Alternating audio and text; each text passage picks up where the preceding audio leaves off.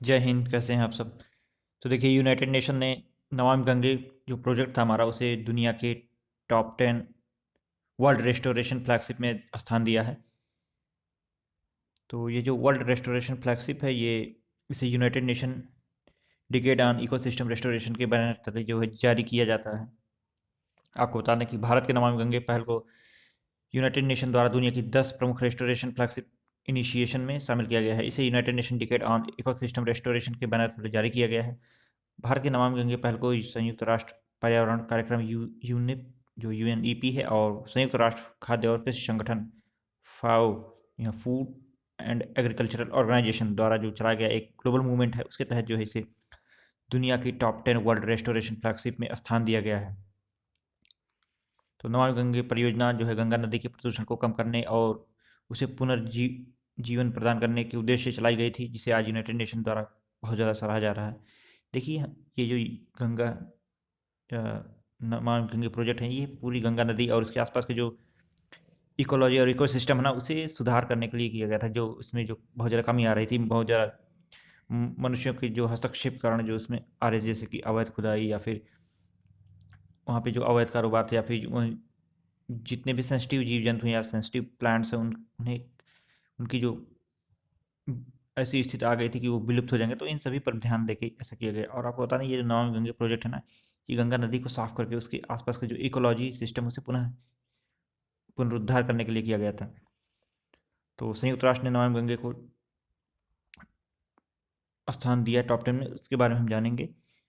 देखिए, ये जो है संयुक्त राष्ट्र जो है ना, ये जो रेस्टोरेशन है, इसका मतलब क्या है कि जो वर्ल्ड रेस्टोरेशन फ्लैगशिप है वो क्या होता है। तो किसी भी देश या क्षेत्र में बड़े पैमाने पर और दीर्घकालिक परिस्थिति तंत्र रेस्टोरेशन के पहले सबसे अच्छे या सबसे आशाजनक उदाहरण हैं, जो संयुक्त राष्ट्र दशक के 10 रेस्टोरेशन सिद्धांतों को शामिल करते हैं। आपको बताना कि जो इकोलॉजी सिस्टम होता है, इकोलॉजी सिस्टम रेस्टोरेशन पर संयुक्त राष्ट्र दशक का नेतृत्व संयुक्त राष्ट्र की दो एजेंसियां यूएनईपी और जो एफएओ यानी फूड एंड एग्रीकल्चर ऑर्गेनाइजेशन, इनके द्वारा किया जाता है, जैसा कि मैंने आपको पहले ही बताया था। और इनका उद्देश्य क्या होता है? तो पारिस्थितिक तंत्र यानी कि इकोलॉजी की बहाली पर जो रेस्टोरेशन था, इकोलॉजी की रेस्टोरेशन पर यूनाइटेड नेशन के डिकेट का उद्देश्य हर महाद्वीप और प्रत्येक महासागर में पारिस्थितिक तंत्र की गिरावट को रोकना, या जो उसमें जो बहुत ज़्यादा पारिस्थितिक तंत्र पर नकारात्मक प्रभाव पड़ा था, उसे पुनः उस अपने वर्तमान उसे अपने स्थिति में लाना, जो कि उसके लिए बहुत अच्छा हो।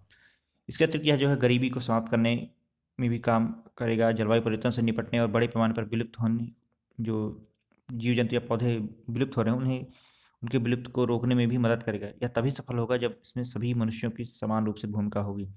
तो टॉप 10 वर्ल्ड रेस्टोरेशन फ्लैगशिप जो इन्हें मिला है, उनमें international Atlantic forest pact, Abu Dhabi marine restoration, great green wall for restoration and peace, Ganga river rejuvenation, multi country mountain initiative, small island developing state restoration drive, Altyn Dala conservation initiative, इसके तहत central American dry corridor building with nature in Indonesia, Shan Shui initiative in China.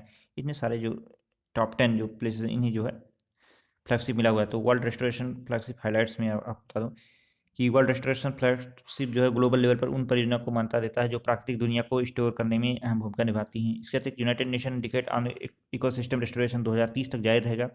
ये 2021 से प्रारंभ हुआ था, जो 2030 तक जारी रहेगा। सतत विकास लक्ष्यों को प्राप्त करने की समय सीमा भी है इसकी।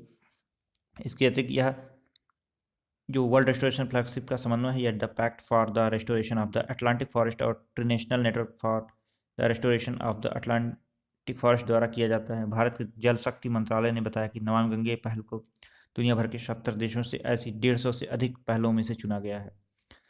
नमामि गंगे के जो महानिदेशक हैं जी अशोक कुमार ने मॉन्ट्रियल यानी कनाडा में मॉन्ट्रियल में UN decade on ecosystem restoration youth task force द्वारा आयोजित कार्यक्रम में भी भाग लिया।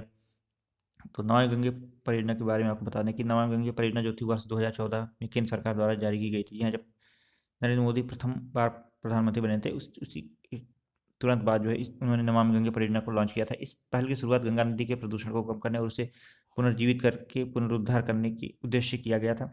इस परियोजना को 20,000 करोड़ रुपए के बजट के साथ एक प्रमुख कार्यक्रम के रूप में प्रारंभ किया गया था।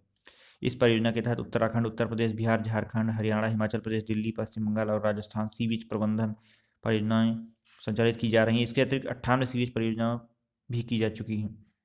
देखिए, जितने भी देश में हमारी नदियाँ हैं, उन सभी को जो है स्वच्छ करने की आवश्यकता आ गई है। इस समय हमारे देश में इतनी ज़्यादा पॉपुलेशन है कि पॉपुलेशन के कारण लगभग सभी स्थान जो है प्रदूषित हो रहे हैं। तो पॉपुलेशन होना कोई गलत बात नहीं है, लेकिन पॉपुलेशन के साथ हमें जो है सफाई की भी अत्यधिक आवश्यकता होती है, स्वच्छता की भी आवश्यकता होती है। तो कहीं ना कहीं ये जो नमामि गंगे प्रोजेक्ट का जो इस प्रकार से फ्लैगशिप मिला हुआ, ये दिखाता है कि हम कितने रिस्पॉन्सिबल कंट्री हैं, हमने कितना रिस्पॉन्सिबल कार्य किया है अपने देश और कि पर्यावरण को स्वच्छ रखने में, या फिर उसे हम पुनरुत्थान कर रहे हैं या उसका जीवोद्धार कर रहे हैं। इसके अतिरिक्त ये जो हमारा योगदान है, यह वर्ल्ड में काफ़ी ज़्यादा सराहा जाएगा और इससे जो है भारत को एक नई पहचान भी मिलेगी।